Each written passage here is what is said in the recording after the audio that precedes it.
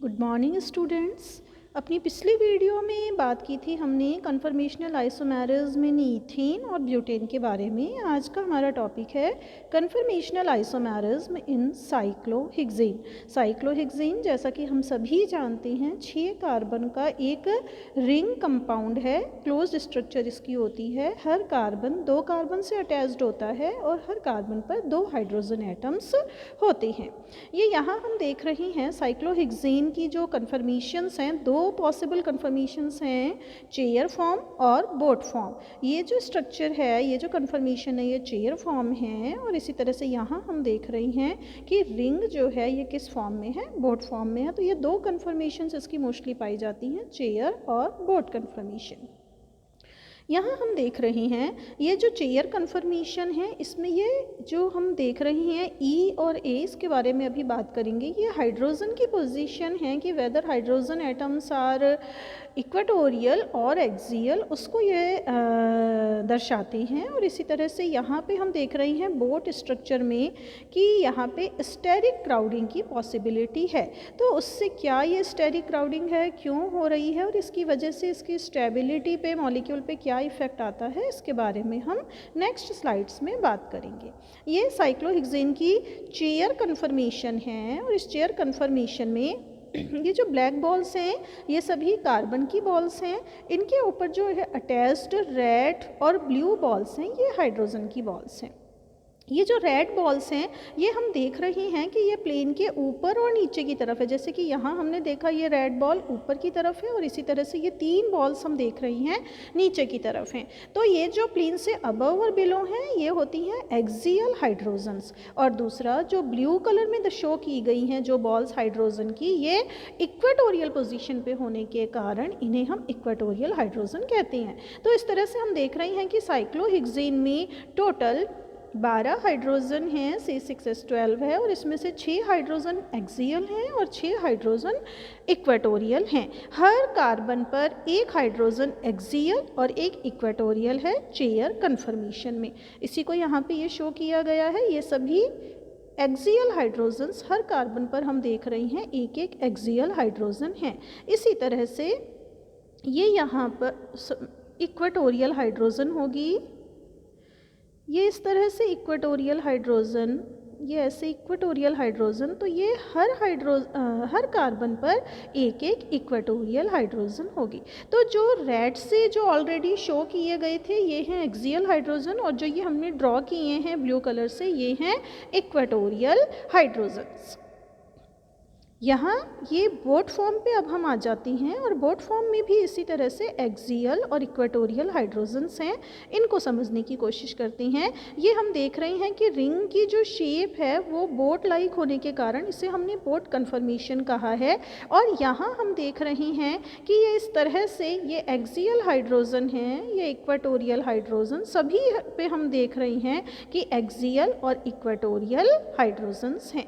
तो वही पहले की तरह ही जो प्लेन के अबव और बिलो होंगे वो एक्सियल होंगे और बाकी जो हैं वो इक्वेटोरियल हाइड्रोजन होंगे। यहाँ हम देख रहे हैं, क्लियर है इस स्लाइड में, ये एक्सियल हाइड्रोजन और इसी तरह से ये इक्वेटोरियल हाइड्रोजन्स, ये एक्सियल हाइड्रोजन हैं और ये इक्वेटोरियल हाइड्रोजन्स हैं। तो बोट फॉर्म की हमने देखी एक्सियल और इक्वेटोरियल हाइड्रोजन। बात करते हैं न्यूमैन प्रोजेक्शन फार्मूला के बारे में कि कैसे हम चेयर और बोट कन्फर्मेशन को न्यूमैन फार्मूला के द्वारा दर्शा सकते हैं। तो ये हम देख रहे हैं। पहले बात करेंगे बोट के बारे में कि बोट कन्फर्मेशन जो है ये एक तरह से हम मान सकते हैं, जैसे हमने ईथेन लिया था और ईथेन की हमने एक्लिप्स्ड स्ट्रक्चर देखी थी, एक्लिप्स्ड कन्फर्मेशन देखा था और उसमें हमने कहा था कि ये यहाँ पे हम देख रहे हैं जैसे ये ईथेन है, इसका न्यूमैन प्रोजेक्शन फार्मूला। तो उसके एक्लिप्स्ड फार्मूले को यदि हम रिकॉल करें तो उसमें क्या था कि हर आगे वाली जो हाइड्रोजन की बॉल्स थी वो पीछे वाली हाइड्रोजन को पूरी तरह से ओवरलैप या कवर किए हुए थी और इसकी वजह से सिर्फ फ्रंट साइड वाली हाइड्रोजन की बॉल्स या कार्बन की बॉल से विजिबल होती थी, पीछे वाली हमें दिखाई नहीं देती थी। तो ऐसे कन्फर्मेशन को हमने नाम दिया था एक्लिप्स्ड का। बिल्कुल इसी तरह से होता है बोट कन्फर्मेशन में, और इसको हम ऐसा मान सकते हैं कि दो इथेन के मॉलिक्यूल जो हैं वो आपस में जुड़े हैं। इस तरह से भी हम एक्लिप्स्ड कन्फर्मेशन का न्यूमैन प्रोजेक्शन फार्मूला बना सकते हैं। तो ये हमने बनाया एक बॉल और उसके ऊपर ये हाइड्रोजन शो की, और इसी तरह से ये दूसरी बॉल, इस पर भी हमने हाइड्रोजन शो की, और ये बीच में जो है ये है CH2 ग्रुप, जिसके द्वारा कि दोनों कार्बन्स जो हैं वो कनेक्टेड है। तो इस तरह से ये 3 कार्बन्स और 3 कार्बन ही पीछे की तरफ, और हर एक पे 2-2 हाइड्रोजन।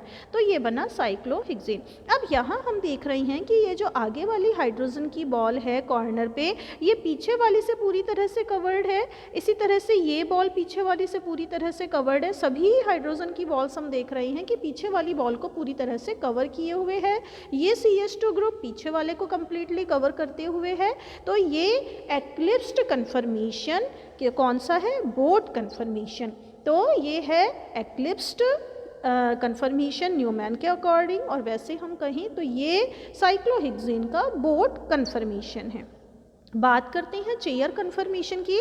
तो चेयर कन्फर्मेशन को हम इस तरह से मान सकते हैं कि ईथेन के 2 मॉलिक्यूल्स आपस में CH2 ग्रुप के द्वारा जुड़े हैं, लेकिन कैसे? Staggered ethane molecule. जैसे ध्यान हो तो इथेन की हमने बात की थी स्टैगर्ड फार्मूला। ये स्टैगर्ड फार्मूला है, जो सामने वाला फ्रंट कार्बन है ये उसके 3 हाइड्रोजन, और इसी तरह से ये पीछे वाले 3 हाइड्रोजन, पीछे वाली जो कार्बन की बॉल है उस पे अटैच्ड हाइड्रोजन्स। तो हम देख रहे हैं कि सभी हाइड्रोजन्स यहाँ पे कंप्लीटली विजिबल हैं। तो बिल्कुल चेयर कन्फर्मेशन को हम इसी तरह से मान सकते हैं। ये कार्बन की एक बॉल, उसके ऊपर ये हाइड्रोजन्स, और इसी तरह से इस कार्बन पे ये हाइड्रोजन और CH2 के द्वारा जुड़े हुए हैं। तो यहाँ हम देख रहे हैं दोनों CH2 ग्रुप में सभी हाइड्रोजन्स में मैक्सिमम डिस्टेंस है, जिसकी वजह से उनमें स्टेरिक क्राउडिंग की समस्या नहीं है।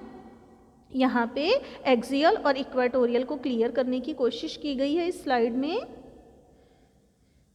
फिर से देखें हम तो ये साइक्लोहेक्सेन का यहाँ पर ये एक्सियल हाइड्रोजन है, इसी तरह से ये एक्सियल हाइड्रोजन हैं। ये हर कार्बन पे 2-2 हाइड्रोजन से, इनमें से ये एक्सियल हैं, और ये जो इस तरह से दिखाए गए हैं ये इक्वेटोरियल हाइड्रोजन हैं। बिल्कुल इसी तरह से बोट कन्फर्मेशन में भी हम देख रहे हैं। तो बोट में खास बात हमें देखने में क्या आ रही है कि ये जो CH2 है, जो बोट के दोनों एंड्स हैं, यहाँ पर जो कार्बन पे जुड़े हुए दोनों हाइड्रोजन्स हैं, तो इस हाइड्रोजन में और इधर दूसरे एंड पे कार्बन पे जो अटैच्ड हाइड्रोजन है, इन दोनों के बीच में ये एक दूसरे के नज़दीक हैं। नज़दीक होने के कारण ये कभी एक दूसरे के नज़दीक आएंगे, और फिर जैसे ही नज़दीक आएंगे तो रिपेल करेंगे, अपनी स्टेरिक प्रॉब्लम के कारण दूर जाने की, व्यवस्थित होने की कोशिश करेंगे। तो ये इस तरह से दोनों हाइड्रोजन के बीच में इंटरेक्शन चलता रहता है।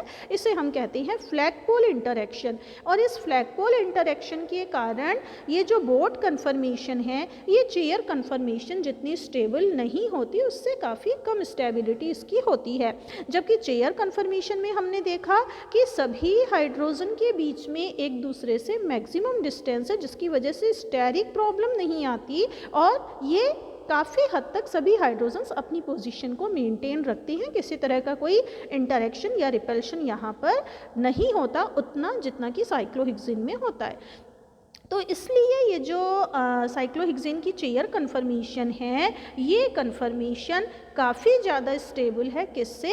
बोट कन्फर्मेशन से। तो अगर बोट और चेयर दोनों कन्फर्मेशन को हम कंपैरिजन करें तो chair conformation is much more stable than boat conformation. और यही रीज़न है कि रूम टेम्परेचर पे यदि हम देखें, हालांकि ये दोनों एक दूसरे में इंटर कन्वर्ट होते हैं, चेयर जो है उसको टेम्परेचर मिले तो वो बोट में कन्वर्ट हो जाता है एनर्जी मिलने पर, और बोट जो है ये एनर्जी लूज़ करके फिर चेयर में कन्वर्ट होता है। दोनों एक दूसरे में इंटर कन्वर्ट होती रहती हैं, लेकिन रूम टेम्परेचर पे यदि हम बात करें तो चेयर कन्फर्मेशन के रूप में ही मोस्टली साइक्लोहेक्सेन पाई जाती है।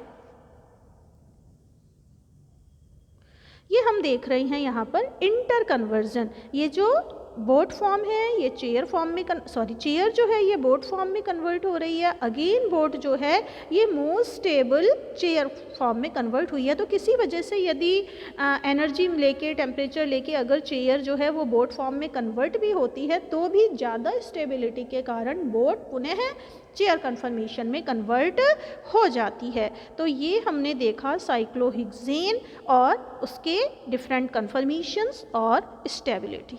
Thank you.